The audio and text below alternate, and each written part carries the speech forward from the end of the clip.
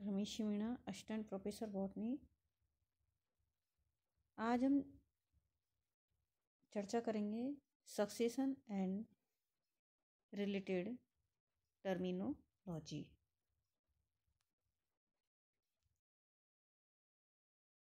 Ecological succession, पारिस्थितिकीय अनुक्रमण।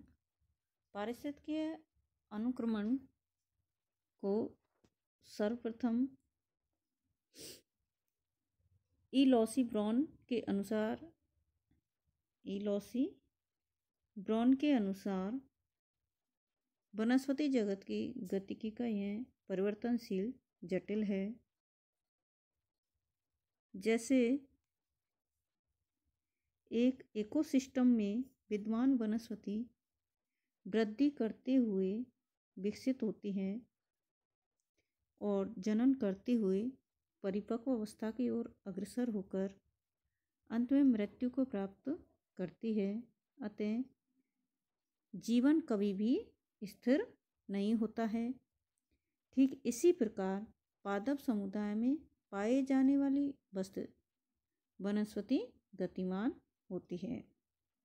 समुदाय और पर्यावरण के परस्पर प्रभाव और उनमें होने वाली अन्योन्य क्रियाओं के कारण समुदाय का संगठन तथा स्वरूप निरंतर बदलता रहता है।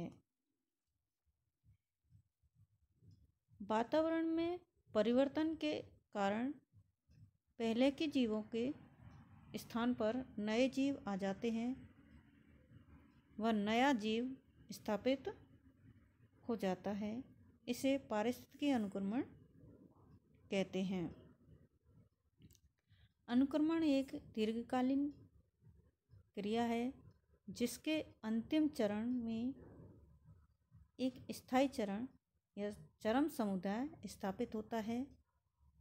समुदाय का संपूर्ण क्रम जो दिए हुए क्षेत्र में परिवर्तित होता है उसे क्रमक या सेरे कहते हैं। परिवर्तनशील समुदाय को सेरुला या क्रमिक समुदाय कहते हैं। इकोलॉजिकल अनुक्रमण या इकोलॉजिकल सक्सेशन दो प्रकार का होता है। प्राथमिक अनुक्रमण और द्वितीय अनुक्रमण।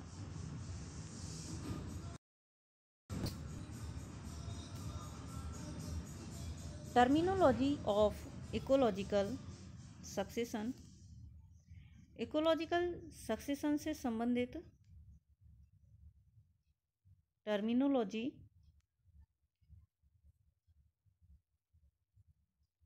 Pioneer community. Pioneer community succession के दौरान बाहर से आकर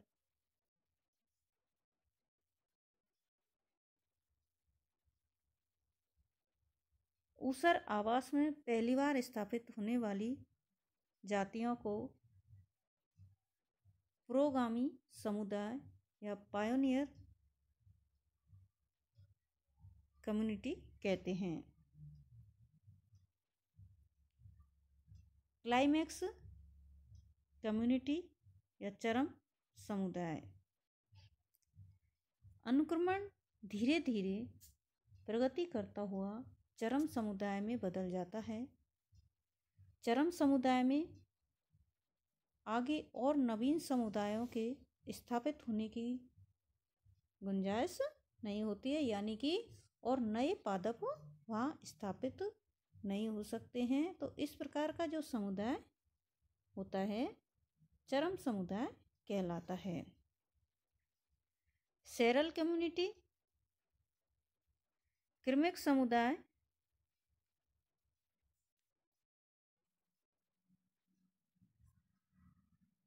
ये समुदाय के सक्सेशन के स्टार्टिंग से लेकर अंतिम समुदाय के मध्य आने वाली सभी जो क्रमिक अवस्थाएं होती है उनको मिलाकर क्रमक या सेरे कहते हैं। और इन सभी अवस्थाओं को क्रमिक समुदाय या सीरल कम्युनिटी कहते हैं।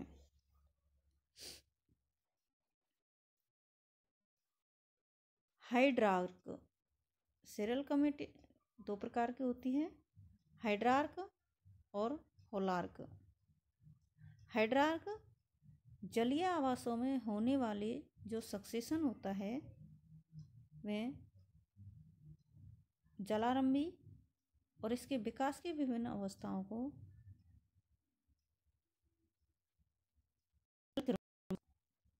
कहते हैं। होलार्क लवणीय जल आवास में प्रारंभ होने वाले अनुक्रमण को हेलोसेरे कहते हैं। ऑक्जिलोसेरे या अम्लीय क्रमक जो अम्लीय जल वाले आवासों में सक्सेशन होता है उसे ऑक्जिलोसेरे कहते हैं। जेरार्क या शुष्क आरंभी जो शुष्क आवासों में पाए जाने वाले अनुक्रमण को शुष्क आरंभी अनुक्रमण कहते हैं।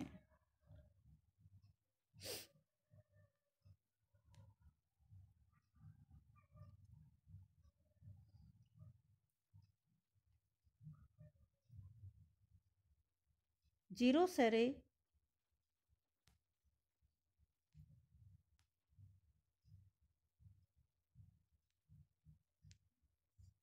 सुप्तारंभी अनुक्रमण के अंतर्गत संपन्न होने वाले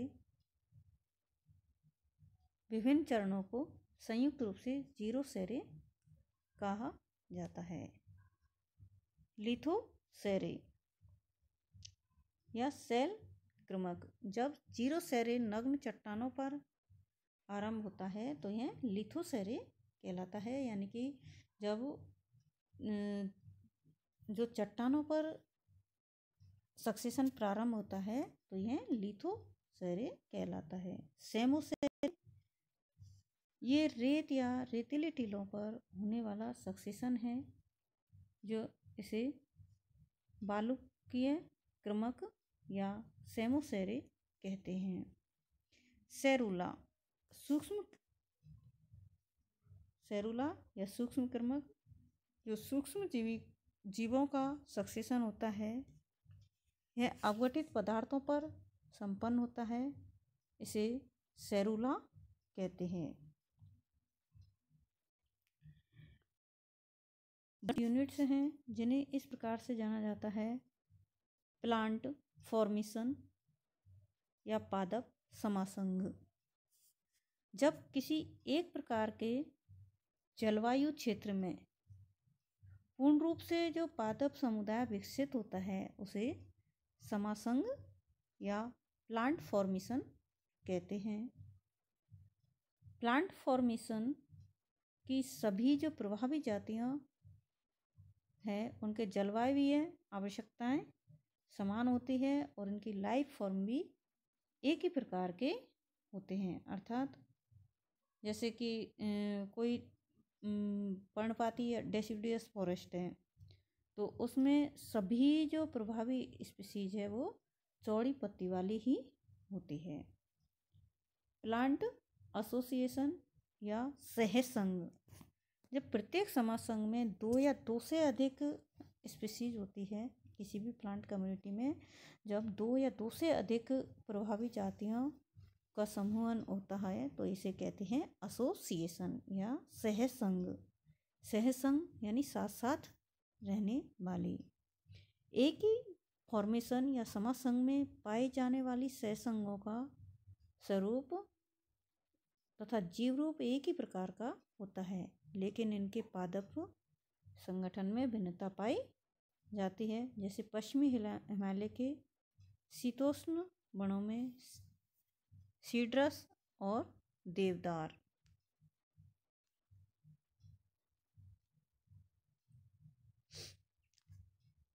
पाइनस एक्सेल्सा तथा ऊंचाई पर पाइसिया गोरिंडा के सहसंग पाए जाते हैं। फैसिएशन या उप सहसंग जब किसी क्षेत्र के स्थानिक जलवायु के स्थान जो अंतर होते हैं उससे संबंधित समुदाय को फैसिएशन या उपसंघ कहते हैं।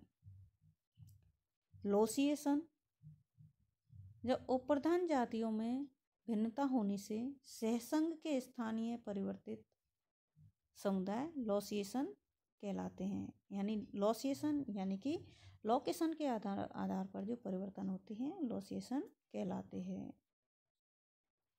कंसोसिएशन, संसंघ,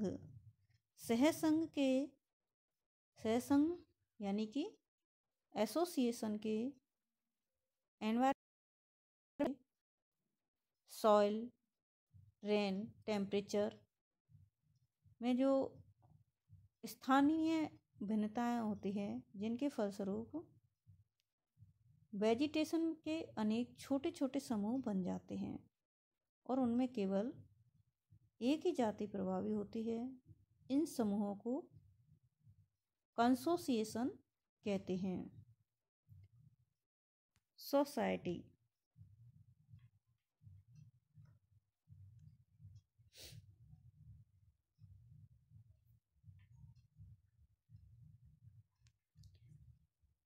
सोसाइटी एक कंसोसिएशन में प्रभावी एवं अप्रभावी जातियां होती हैं और ये दोनों जीवन रूप में भिन्न होती हैं। अतः एक या अधिक अप्रभावी जातियों वाले समुदाय क्षेत्र सोसाइटी कहलाते हैं। यानी कि एक समुदाय में अप्रभावी जातियों की संख्या 2 से 1 या 2 से अधिक हो सकती है। वेजिटेशन डेवलपमेंट के जो स्टेप्स होते हैं उनके जो प्रमुख स्टेप हैं माइग्रेशन। जब पादपों का जो जनन अंग है, प्रवर्धक है, अपने जो पेरेंटल स्पेस होता है वहाँ से किसी दूसरे स्थान पर चले जाते हैं तो इसको माइग्रेशन कहते हैं। एक्सेसिस या आस्थापन, जब माइग्रेशन के द्वारा जो प्रोपेगेटिव ऑर्गन्स है या जनन अंग है वो नए क्षेत्र में आते हैं और वहाँ स्थापित होते हैं और अपना स्वयं का आवास बनाते हैं। इनमें 3 प्रमुख आवश्यकता होती हैं। वो आवश्यक प्रोसेस है अंकुरण, वहाँ पे किसी भी नए स्थान पर जा कर के ये प्रवर्धित प्रोपेगेशन ऑर्गन्स हैं वो अंकुरित होते हैं, वृद्धि करते हैं और जनन करते हैं। इस प्रकार से ये अंकुरण, वृद्धि और जनन करके अपना आवास स्थापित कर लेते हैं। एग्रीगेशन या समुच्चन, उपनिवेशन या कॉलोनाइजेशन के बाद प्रवर्धन के कारण पायोनियर स्पीशीज समूह में एकत्रित होने लगती है और इस समूह में एकत्रित होने की अवस्था को पुरोगामी या एग्रीगेशन या समुच्चन कहते हैं।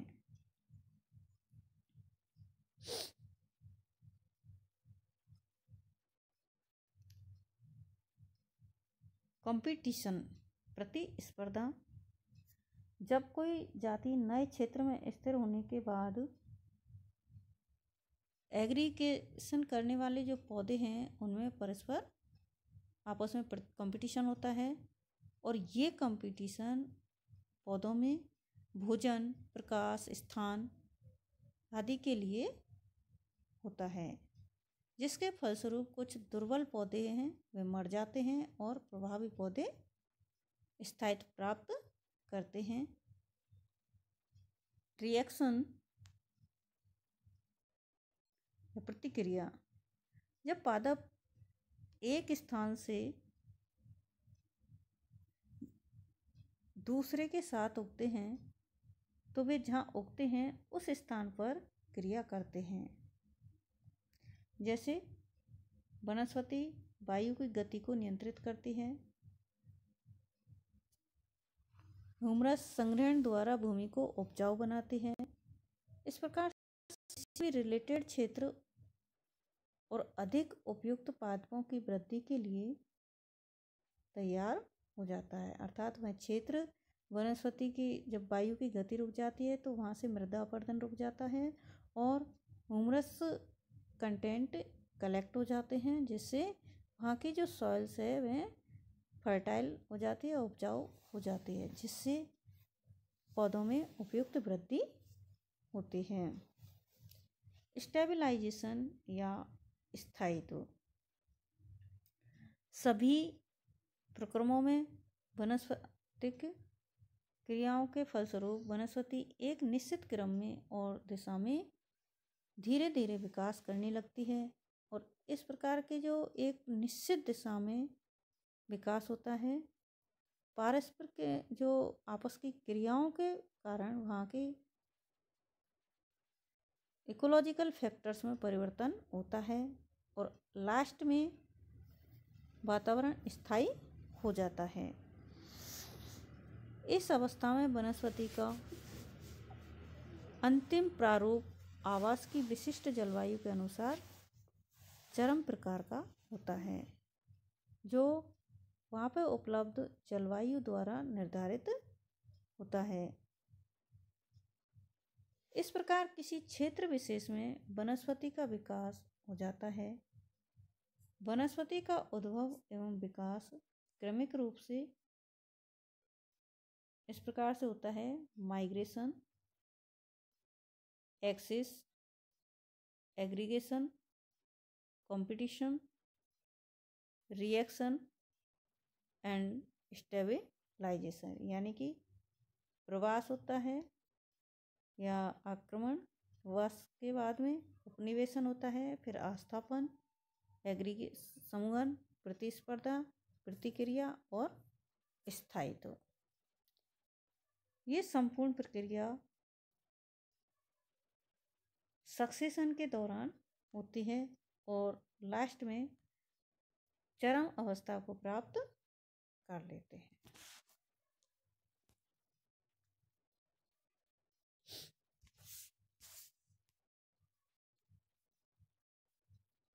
Thank you.